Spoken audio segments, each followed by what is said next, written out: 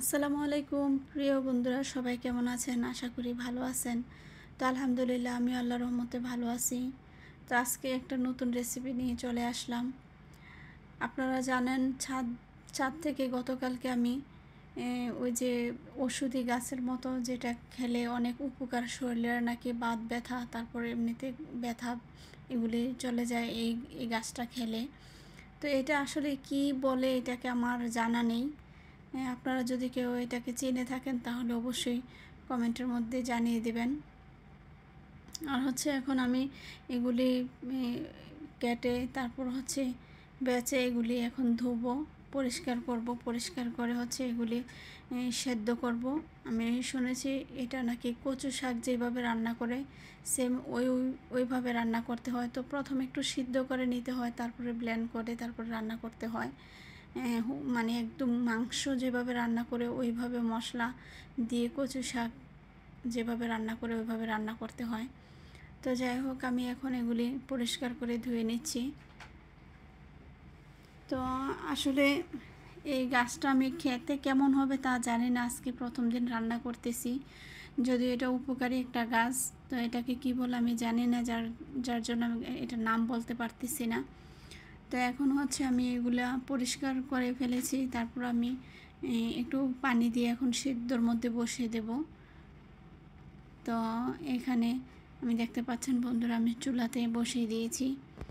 অনেকক্ষণ সিদ্ধ করতে হবে, যতক্ষণ এটা নরম না হবে এতক্ষণ পর্যন্ত সিদ্ধ করতে হবে। কালারটা চেঞ্জ হয়ে যাবে, দেখতে পাচ্ছেন কালারটা চেঞ্জ হয়ে গিয়েছে। আর এগুলি অনেক চুলকায়, মানে কচু শাক যেমন চুলকায় হাত, আমার মনে হচ্ছে যে এগুলো ধোয়ার সময় আমি ওইটাই বুঝতে পারলাম যে অনেক বেশি চুলকায়। কচু শাক কাটতে গেলে যেমনটা চুলকায় তার চেয়ে আরও অনেক বেশি চুলকায়। তো যাই হোক, এখন এগুলি সিদ্ধ দিয়েছি, তো মোটামুটি সিদ্ধ হয়ে গিয়েছে। তো আমি এখন এগুলি ঢেলে দিব একটা ঝাড়ে। তো মোটামুটি আলহামদুলিল্লাহ সিদ্ধ হয়ে গিয়েছে। তো এখন আমি এগুলি একটু পানি দিয়ে ধুয়ে নিব, কারণ এখানে আমি একটু হালকা লবণ দিয়েছি সিদ্ধ করার সময়। তো এখন পুরোপুরি পানি দিয়ে ধুয়ে তারপর আমি হচ্ছে এখন এই যে একটা ব্লেন্ডারে ব্লেন্ড করে নিব, পেস্ট করে নিব। তো পেস্ট করার পরে তারপর এটা রান্না করব। তো এটা চিংড়ি মাছ দিয়ে রান্না করতে হয়। তো আমি চিংড়ি মাছ দিয়ে এটা রান্না করব, আগে ব্লেন্ড করে নিচ্ছি। তো আলহামদুলিল্লাহ, আমি জানি না কেমন হয়, রান্না করে খাওয়ার পরে বুঝতে পারবো। তো আমি এখন এটা ব্লেন্ড করে নিচ্ছি, পেস্ট করে নিচ্ছি। কারণ হচ্ছে এখানে আমি তৈল দিয়েছি, তৈলের মধ্যে পেঁয়াজ দিয়েছি। তো পেঁয়াজটা মোটামুটি নাড়ার পরে এখন আমি হচ্ছে এটাতে পেঁয়াজের যে কুচিগুলি আছে সুন্দরভাবে নাড়িয়ে দিয়ে তারপর হচ্ছে এখন আমি অন্যান্য মশলাগুলি দিয়ে দিব। তো এখন হচ্ছে আমি রসুন বেশি করে দিতে হয়, অনেক বেশি করে, তো এই জন্য আমি অনেক বেশি রসুন দিয়েছি, এখানে রসুন বাটা দিয়েছি। এই যে দেখতে পাচ্ছেন অনেক বেশি রসুন বাটা দিয়েছি। তো একটু নেড়ে তারপর হচ্ছে আদা বাটা দিয়ে দিচ্ছি। এখানে আদা পেস্ট করে রেখেছিলাম, তো এটা দিয়ে দিলাম, রসুন পেস্ট দিয়ে দিলাম। তো এখন একটু এটা নেড়ে দিচ্ছি, নেড়ে তারপর হচ্ছে এখন আমি লবণটা দিয়ে দিব। তো এই যে লবণটা দিয়ে দিলাম স্বাদ মতো। তারপর হচ্ছে হলুদের গুঁড়ি দিলাম, তারপরে মরিচের গুঁড়া দিলাম, তারপরে এই যে এখানে একটু ধনিয়ার গুঁড়া দিয়ে দিলাম, ওগুলো পরিমাণ মতো 1-1.5 চামচ অথবা 2 চামচ, 2.5 চামচ, 3 চামচ, তাতে কোনো সমস্যা নেই। একটু কম বেশি পড়লেও সমস্যা হবে না। তো যার জন্য এরকম করে আমি পরিমাণ মতো দিয়ে দিলাম। তারপরে এখানে কিছু এলাচ দিয়ে দিলাম, ধরেন 8-10টা এলাচ দিয়ে দিলাম। আর হচ্ছে এখানে 4টা লং দিয়ে দিলাম। তারপরে এগুলি ভালোভাবে এখন তেজপাতা দিয়ে দিলাম, দারচিনি দিব 3-4 টুকরা দারচিনি, আর এখানে 3-4টি তেজপাতা আছে। তো এখন এইগুলি হচ্ছে সবগুলি একসাথে ভালোভাবে মিশিয়ে নেব। আর একটু পানি দিব, কারণ যেহেতু মশলাটা ড্রাই হয়ে গিয়েছে, তো একটু পানি দিলে সুন্দরভাবে মিক্স হবে। তো যার জন্য আমি একটু পানি হালকা করে জাস্ট একটু সবগুলো একসাথে মিক্সড হওয়ার জন্য আমি একটু পানি দিয়ে দিলাম। তো এখন ভালোভাবে নেড়ে অনেকক্ষণ মশলাটাকে কষাবো, যেন মশলাটা অনেক ভালোভাবে কষে যায়। এই যে দেখতে পাচ্ছেন অনেক সুন্দরভাবে মশলাটা কষিয়ে আসছে। তো এখন আমি হচ্ছে এই চিংড়ি মাছ দিয়ে রান্না করব। তো আমি চিংড়ি মাছটাই মশলাটা কষানো মধ্যে দিয়ে ছেড়ে দিলাম চিংড়ি মাছটা।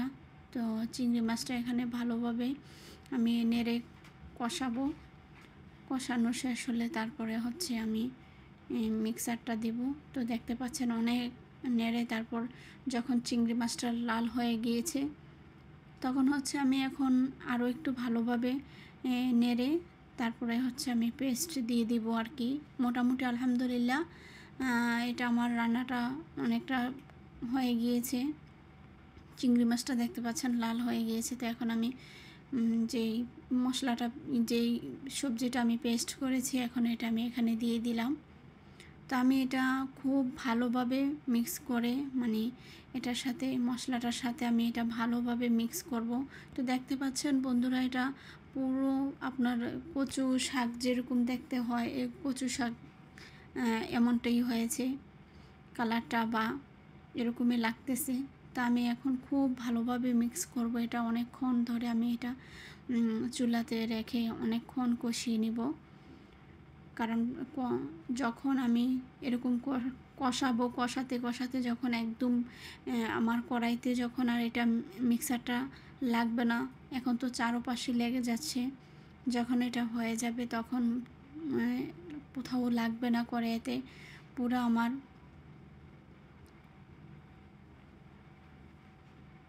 সবজিটা দেখেন পুরোপুরি যখন কষিয়ে যাবে তখন কড়াইতে আর লাগবে না, এটা কড়াই থেকে ছেড়ে আসবে। তো আমি ভালোভাবে একটু এটা কষিয়ে নিচ্ছি। দেখতে পাচ্ছেন অনেকক্ষণ আমাকে এটা নাড়তে হচ্ছে, কারণ নাড়া বন্ধ দিলে হয়তো নিচে লেগে যাবে।